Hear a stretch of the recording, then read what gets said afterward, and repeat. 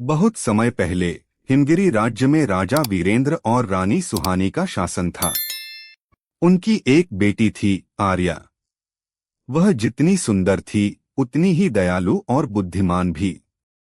पूरे राज्य में लोग उसे जनता की राजकुमारी कहते थे। लेकिन जब आर्या केवल 10 वर्ष की थी, उसकी मां रानी सुहानी का बीमारी के कारण निधन हो गया। पूरे महल में शोक छा गया।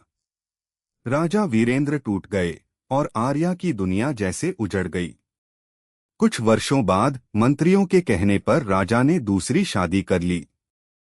नई रानी का नाम था मोहिनी।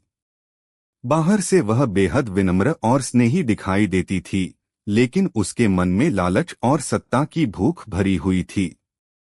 मोहिनी की अपनी एक बेटी थी, काजल। वह चाहती थी कि भविष्य में वही राज्य की महारानी बने। लेकिन जब तक आर्या जीवित थी, यह संभव नहीं था। शुरुआत में मोहिनी ने आर्या से बहुत प्यार का दिखावा किया।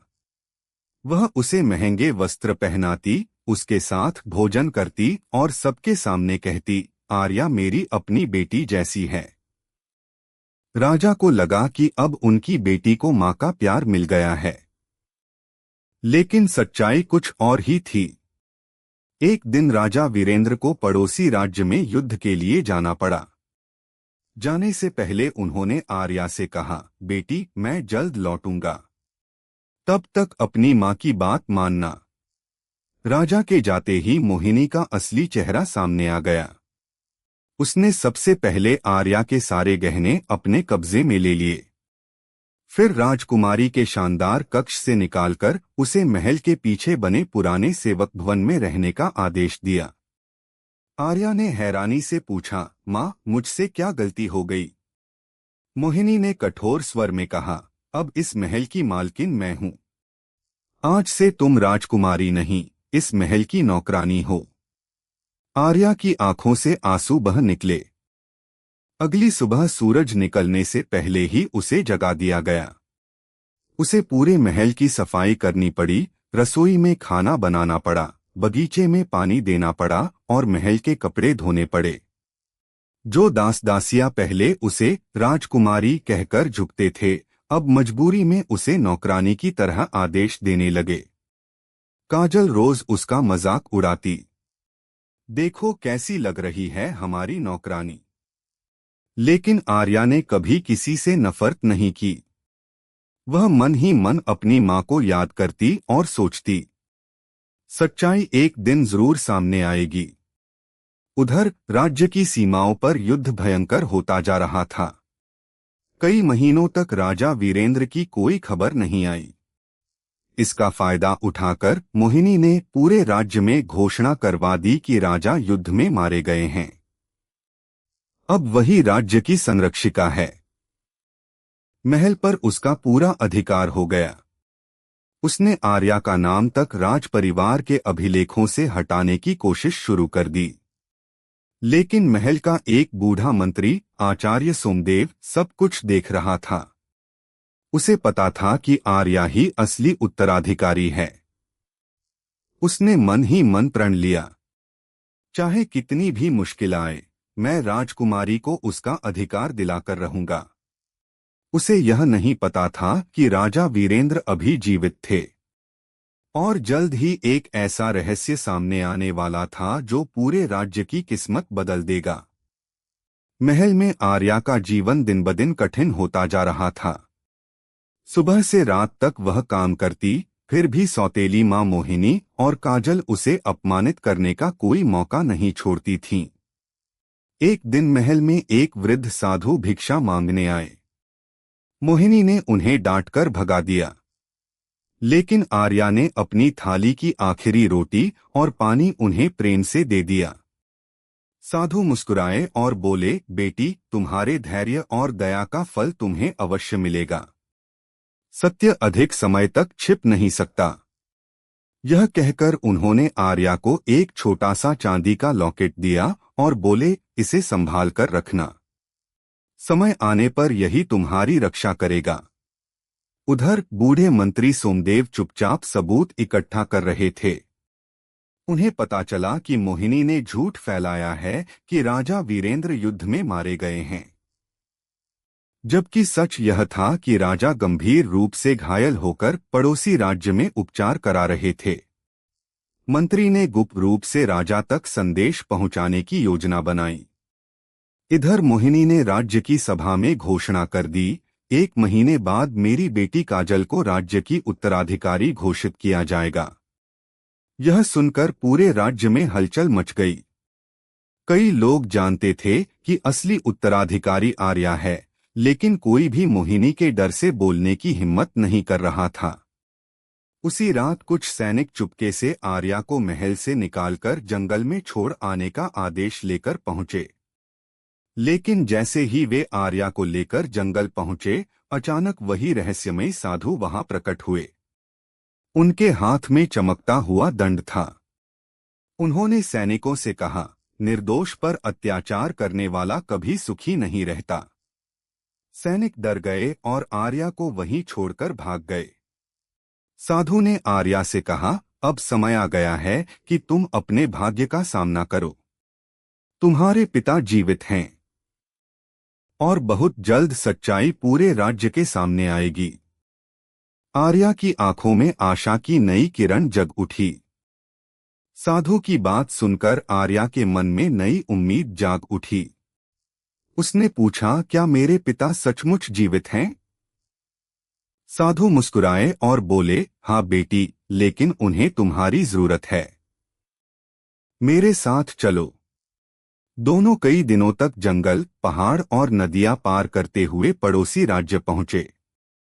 वहां एक गुप्त महल में राजा वीरेंद्र घायल अवस्था में आराम कर रहे थे। जैसे ही राजा ने आर्या को देखा, उनकी आंखों से आंसू बह निकले। आर्या, मेरी बेटी। आर्या दौड़कर पिता के गले लग गई। वर्षों का दर्द आंसुओं में बह गया। राजा ने कहा, मुझे बताया गया था कि तुम महल में सुरक्षित हो। मुझे नहीं पता था कि मोहिनी तुम्हारे साथ इतना बड़ा अन्याय कर रही है। तभी मंत्री सोमदेव भी वहां पहुंचे।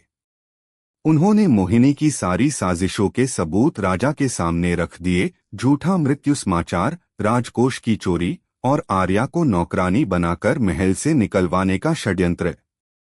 राजा का चेहरा क्रोध से लाल हो गया। उन्होंने तुरंत सेना को आदेश दिया, कल सुबह हम अपने राज्य लौटेंगे। अब अन्याय का अंत होगा। उधर महल में मोहिनी और काजल अपनी जीत का उत्सव मना रही थीं। उन्हें जरा भी अंदाजा नहीं था कि असली राजा अपनी बेटी के साथ वापस लौट चुके हैं। महल के द्वार पर युद्ध के नगाड़े बजने लगे। मोहिनी घबराकर खिड़की की ओर दौड़ी। उसने देखा, राजा वीरेंद्र स्वयं सेना के साथ महल में प्रवेश कर रहे थे। उसके चेहरे का रंग उड़ गया। राजा वीरेंद्र के महल में प्रवेश करते ही पूरे राज्य में खुशी की लहर दौड़ गई। प्रजा ने महाराज की जय के नारे लगाने शुरू कर दिए। मोहिनी और काजल के चेहरे पर डर साफ दिखाई दे रहा था। वे समझ चुकी थीं कि अब उनकी साजिश ज्यादा देर तक छिप नहीं सकेगी। उसी दिन राजसभा बुलाई गई। सभी मंत्री, सेनापति, राजपुरोहित और राज्य के प्रमुख लोग उपस्थित हुए। राजा सिंहासन पर बैठे और बोले, आज इस सभा में सत्य का निर्णय होगा। मंत्री सोमदेव आगे आए। उन्होंने एक एक करके सभी सबूत सभा के सामने रखे। झूठे फरमान, राजकोष के हिसाब, सैनिकों की गवाही और उन सेवकों के बयान जिन्होंने आर्या पर हुए अत्याचार अपनी आंखों से देखे थे। एक एक गवाही सुनते ही सभा में सन्नाटा छा गया। राजा ने मोहिनी से पूछा, क्या तुम इन आरोपों को स्वीकार करती हो? पहले तो मोहिनी ने झूठ बोलने की कोशिश की, लेकिन जब सैनिकों और सेवकों ने सच बता दिया तो उसके पास कोई जवाब नहीं बचा। वह राजा के चरणों में गिरकर बोली, मुझसे बहुत बड़ी भूल हो गई। मुझे क्षमा कर दीजिए। राजा ने गंभीर स्वर में कहा, जिसने मेरी बेटी से उसका सम्मान, उसका अधिकार और उसका बचपन छीन लिया, उसे दंड अवश्य मिलेगा। फिर उन्होंने आर्या की ओर देखा। आर्या ने शांत स्वर में कहा, पिताजी, न्याय जरूरी है, लेकिन मैं बदला नहीं चाहती। मैं चाहती हूं कि इन्हें अपने कर्मों का फल मिले और ये समझें कि सत्ता से बड़ा इंसान का चरित्र होता है। राजा अपनी बेटी की उदारता देखकर भावुक हो गए। उन्होंने घोषणा की कि मोहिनी और काजल से सभी राजकीय अधिकार छीन लिए जाएंगे। उन्हें महल छोड़कर साधारण जीवन जीना होगा और राज्य की सेवा करनी होगी। इसके बाद राजा ने पूरी सभा के सामने आर्या को राज्य की आधिकारिक उत्तराधिकारी घोषित किया। पूरा दरबार तालियों और जयघोष से गूंज उठा।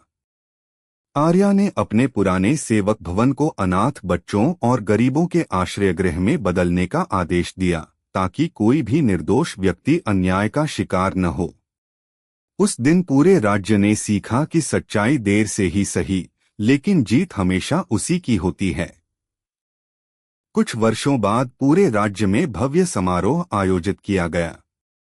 राजा वीरेंद्र ने अपनी पुत्री आर्या का राजतिलक किया और उसे राज्य की नई महारानी घोषित कर दिया। महारानी आर्या ने सत्ता संभालते ही कई नए नियम बनाए। गरीबों के लिए मुफ्त भोजन की व्यवस्था की, अनाथ बच्चों के लिए आश्रम खुलवाए और यह सुनिश्चित किया कि किसी भी महिला, बच्चे या निर्धन व्यक्ति के साथ अन्याय न हो। उधर मोहिनी और काजल अपने कर्मों का फल भोग रही थीं। उन्हें समझ आ चुका था कि लालच और छल से मिली खुशी कभी स्थायी नहीं होती। एक दिन वे आर्या के पास पहुंचीं और सच्चे मन से अपनी गलतियों के लिए क्षमा मांगी। आर्या ने कहा, क्षमा वही कर सकता है जिसके मन में द्वेष न हो। मैं तुम्हें माफ करती हूँ, लेकिन याद रखना, विश्वास टूटने के बाद उसे वापस पाने में पूरी जिंदगी लग जाती है। मोहिनी और काजल ने अपना शेष जीवन लोगों की सेवा में बिताने का संकल्प लिया। राजा वीरेंद्र अपनी बेटी पर गर्व करने लगे। पूरे राज्य में सुख, शांति और समृद्धि लौट आई। लोग कहते थे कि ऐसी दयालु और न्यायप्रिय महारानी सदियों में एक बार जन्म लेती है। शिक्षा, सच्चाई, धैर्य और अच्छे कर्म अंत में हमेशा जीतते हैं। लालच, छल और अन्याय का अंत निश्चित होता है।